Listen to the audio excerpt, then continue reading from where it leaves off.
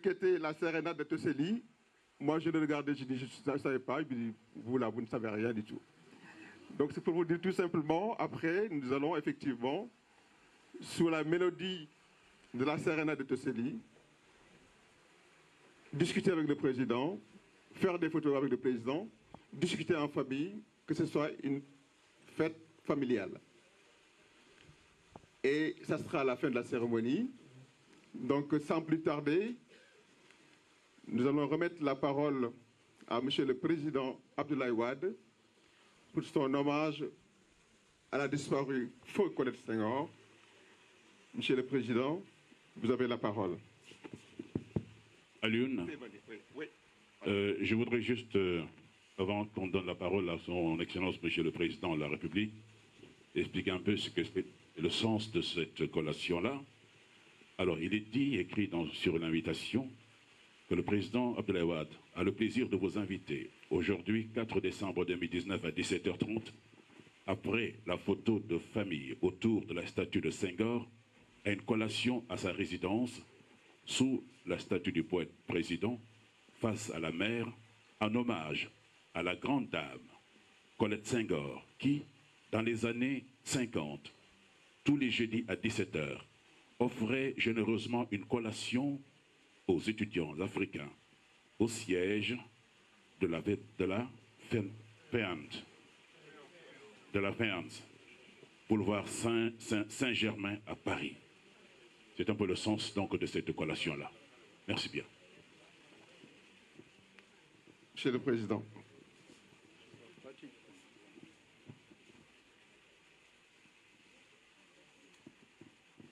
Mesdames, Messieurs, les membres de la Fondation Léopold Sédar Senghor, Mesdames, Messieurs, les parents du président Léopold Sédar Senghor, Mesdames, Messieurs, les amis du poète président Léopold Sédar Senghor, Monsieur le Président de l'Assemblée nationale, j'aurais dû commencer par vous. Vous êtes peut-être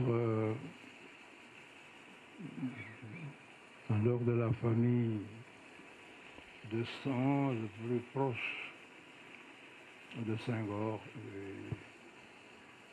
Nous avons vécu cela ensemble. Mesdames, Messieurs,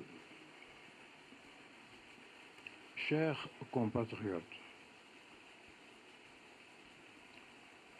j'éprouve beaucoup de peine avec la disparition de Madame Colette Senghor.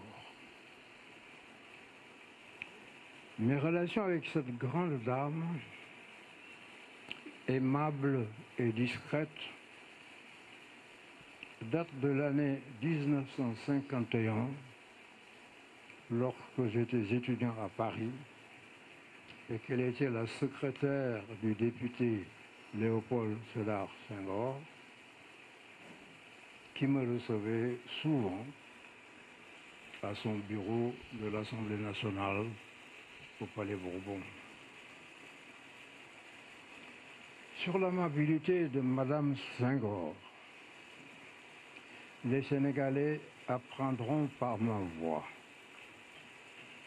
que tous les jeudis à 17h, Colette, comme nous l'appelions affectueusement, apportait à notre siège, boulevard Saint-Germain à Paris, un goûter que nous partagions avec nos camarades étudiants des autres territoires.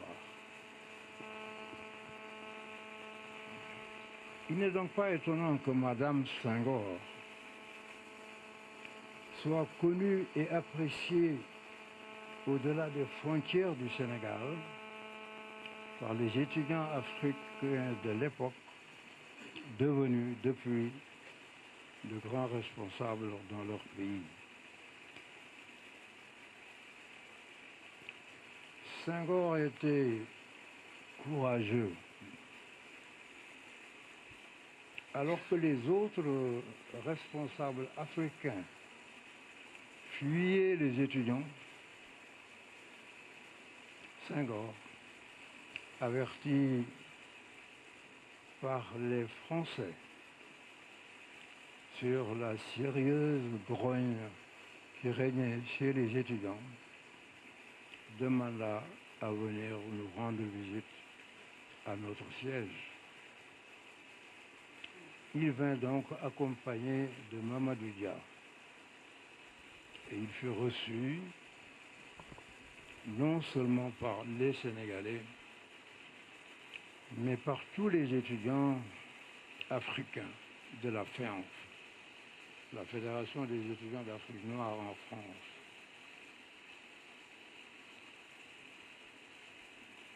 J'ai entendu dire que vous n'étiez pas content. Alors je suis venu prendre la température et vous écouter, annonça-t-il. Les interventions fusèrent de partout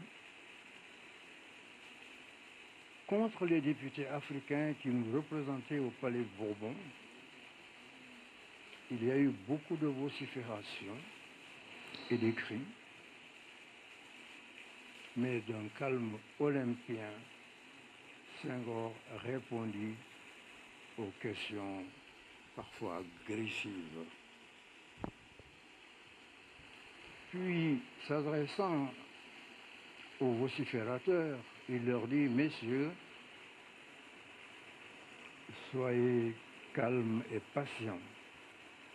La patience est la vertu des intellectuels. Il fit face au brouhaha jusqu'à la fin de la réunion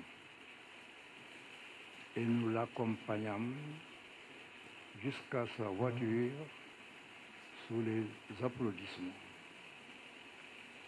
On entendait dire: vraiment, Senghor est courageux, venir affronter les étudiants chez eux, quel courage. Plus tard devenu professeur à l'université de Dakar, je fis la même expérience en allant affronter pendant toute une soirée les étudiants qui avaient invité les professeurs dans un grand amphithéâtre.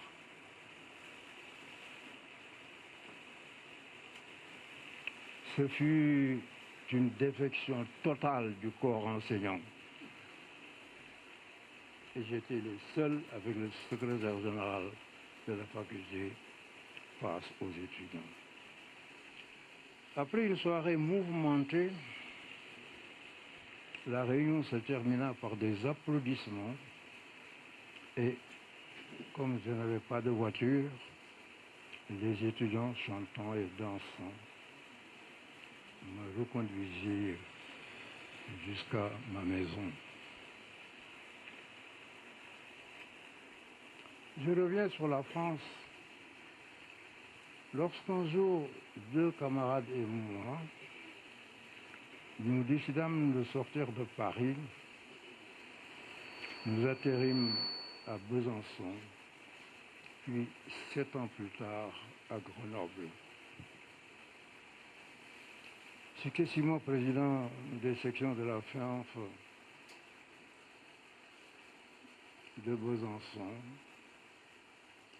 Je passais par Madame Senghor pour transmettre au président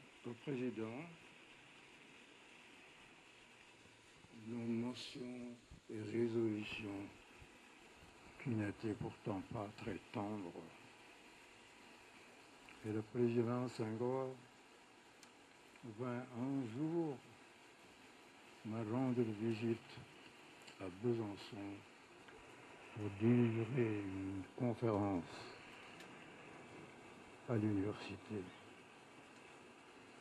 Je n'ai pas vu souvent le président se déplacer pour aller en province rendre visite à un étudiant. Et pourtant, c'est arrivé avec Senghor. Madame Senghor était très délicate. Je me souviens qu'un jour, me trouvant par hasard avec le couple Senghor dans le même avion qui nous a menés à Dakar, j'ai dit à l'hôtesse de l'air que je souhaitais aller en classe première saluer le président Senghor. Informé, il accepta. Quand je suis arrivé, Colette s'est levée pour me céder son siège en me disant très exactement: vous voulez parler à mon mari, asseyez-vous. Elle est allée s'asseoir sur un autre siège.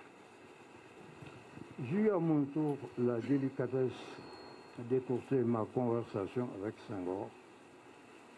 Et au bout de 5 minutes, je me suis levé pour aller remercier Madame Senghor et l'inviter à reprendre sa place auprès de son mari. Senghor m'invita un jour à Popenguine.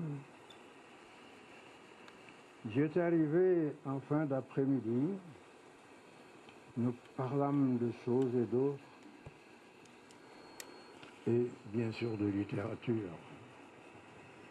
Monsieur le Président, lui dis-je, j'ai remarqué que tous vos poèmes baignent dans une ambiance clair-obscure, jamais sous le plein feu du soleil. Cela signifie-t-il quelque chose chez vous? Il m'a répondu: cherchez vous-même. Moi, je ne sais pas. J'ai répondu: la poésie étant un reflet de l'âme, je présume qu'en vérité, vous vivez dans un autre monde qui est de rêve, parallèlement au nôtre. Il sourit et répondit: peut-être. Je repris: Monsieur le Président, mon point de vue est corroboré par l'image dans votre poésie de l'oncle Tokowali écoutant l'inaudible. Président Senghor, existerait-il parallèlement à notre monde un monde qui ne serait audible que pour quelques privilégiés? Et puis, ce n'est pas par hasard que vos premiers poèmes aient été publiés sous le titre Chant d'ombre. Il me répondit: sûrement, mais voilà, vous devriez écrire tout cela. Je l'écrirai, Monsieur le Président, dès que le temps me le permettra. Nous nous séparâmes sur ces mots, alors que le soleil disparaissait à l'horizon, nous laissant nous draper insensiblement du manteau du clair-obscur, du crépuscule et de l'inaudible. Je quittais le président poète avec mes rêveries. Un auteur qui avait bien compris la nature des relations et des sentiments qu'il m'a dit à Senghor est le commissaire Zuccarelli de l'assistance technique française, qui était attaché de la coopération. Dans un livre qu'il a consacré à l'UPS, il dit: Wade et Senghor dialoguent au-dessus du peuple qui ne comprend rien à leur histoire. mais eux se comprennent. Senghor m'appelait Ndombor. Pendant la campagne électorale, m'interpellait sous ce nom la volumineuse correspondance entre lui et moi, qui commence dans les années 50, à l'époque où j'étais étudiant, pourrait être mise à la disposition des chercheurs s'ils me le demandent. Les jeunes générations devraient savoir que c'est Colette Senghor qui a eu l'idée de l'école d'excellence de jeune fille Mariamaba Bogoré, dont elle couvait les élèves d'une maternelle affection. À ses nombreuses œuvres sociales, il faut ajouter le centre médical de Diamniadio, peut-être que je me trompe sur le nom, que nous devons à la Fondation Colette Senghor.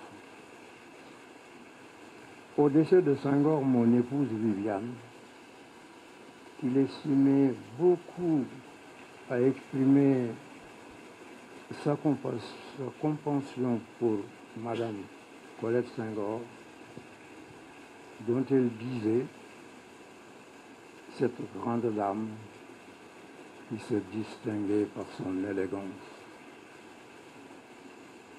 Colette Senghor, bourgeoise d'origine française, qui aurait pu rejoindre le caveau familial sur la terre de France, avait souhaité à sa mort rejoindre au cimetière de Bel-Air, au Sénégal, son défunt fils Philippe, qu'elle aimait tant, très tôt arraché à son amour par un terrible accident de la circulation. La volonté de Madame Colette Senghor a été respectée.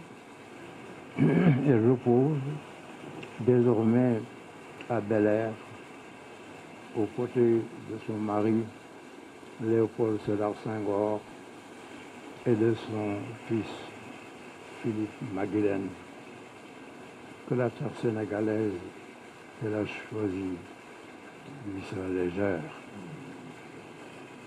Après le départ de Senghor au pouvoir, nous avons conservé nos bonnes relations. Et je lui ai rendu visite souvent à son domicile du 1 Square de Tocqueville à Paris. Il habitait là un petit appartement, mais de bon goût, avec un mobilier Louis-Philippe, si je ne m'abuse. Et il m'a conduit à son bureau. J'étais frappé par la modestie du bureau de ce grand homme qui faisait la moitié de mon bureau, moi.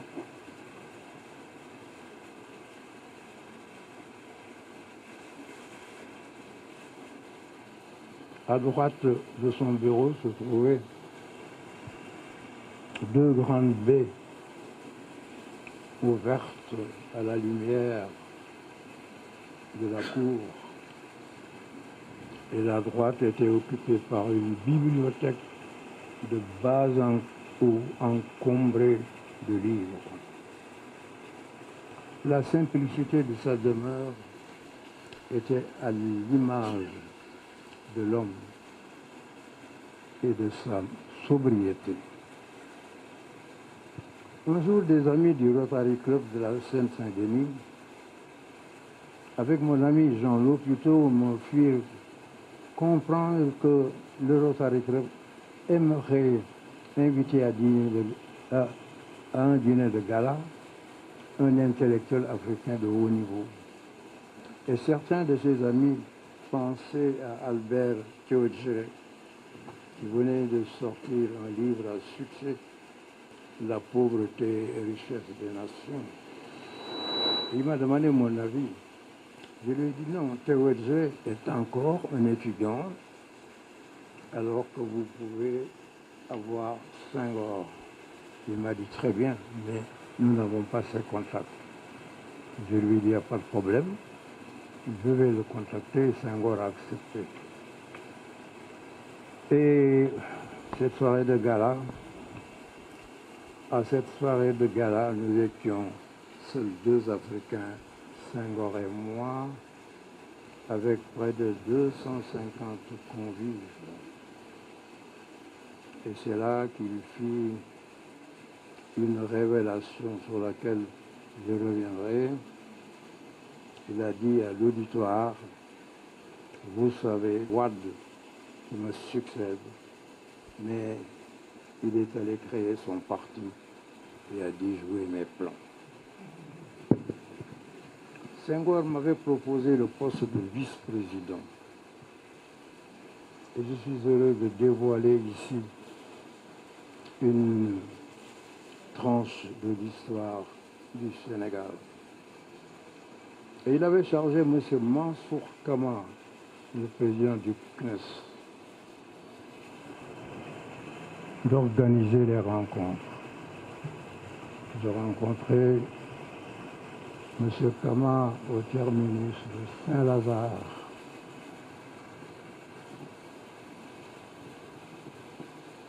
Et nous avons décidé que les rencontres avec M. Collin et moi se dérouleraient à l'hôtel Balzac aux Champs-Élysées. À notre premier rendez-vous, M. Collin me demanda de revenir la prochaine fois avec des propositions sur la manière dont je construis l'organisation de la présidence de la République à mon installation.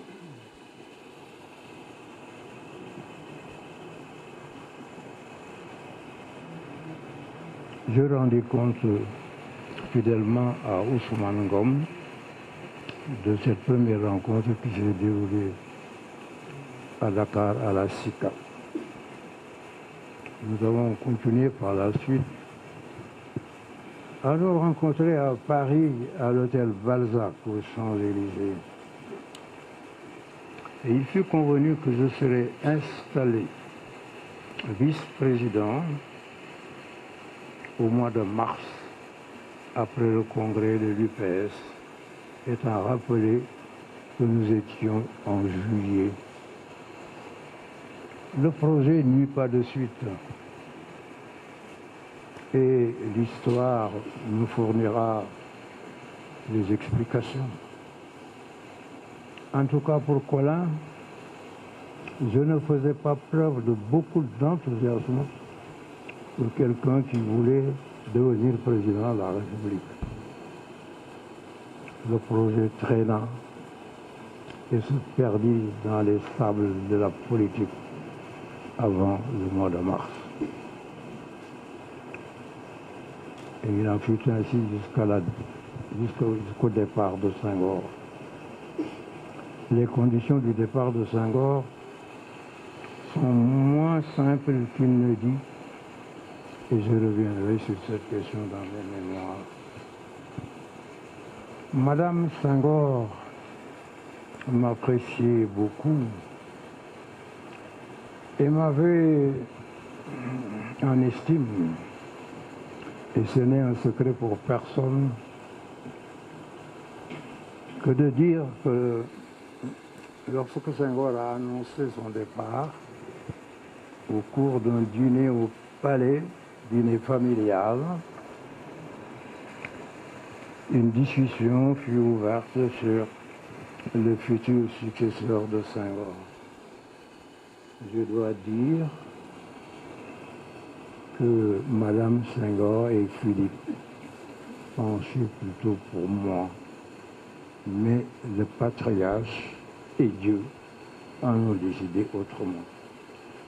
Cela ne m'a pas empêché de conserver mes relations avec Senghor après son départ et de lui rendre compte et de lui rendre visite régulièrement à Paris. Colette, Léopold et Philippe, dormez en paix. Nous prions Dieu le Tout-Puissant et le Miséricordieux d'accorder son pardon à la famille Senghor